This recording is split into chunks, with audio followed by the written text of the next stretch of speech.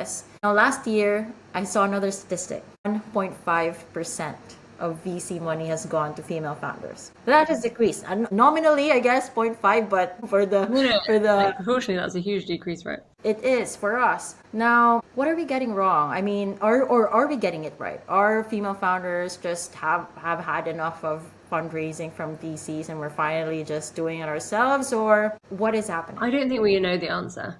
Like, candidly, I don't think we know the answer. I think there's a few things that could be at play, and I suspect it's a kind of really complex combination of a few things. Thing number one, which is the kind of system challenge, when economics get worse, people tend to get more risk averse, and means they default more to things like pattern recognition, things like affinity bias. So those previous biases do tend to entrench.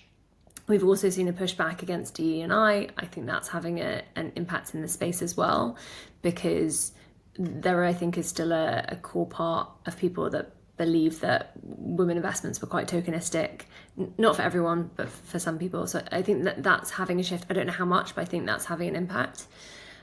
Equally, and this is something I really battle with myself in, and I wonder a lot at the moment whether I'll look back in 5 years and think I did more harm than good on this one thing. I hope in general I'll think I did more good. But the worry I have is, by spending a lot of time talking about how bad the stats are, we might dissuade people who would be really capable from even trying.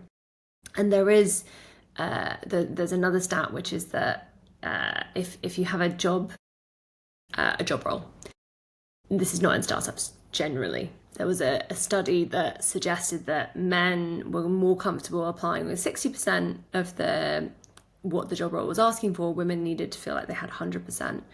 And again, we can kind of question parts of the study, but I think there is a telling nature there, that my worry is if we keep telling women it's so bad out there, that they might just go, oh, well, it's so bad and my chances are so low, like, who am I to be the one to break it?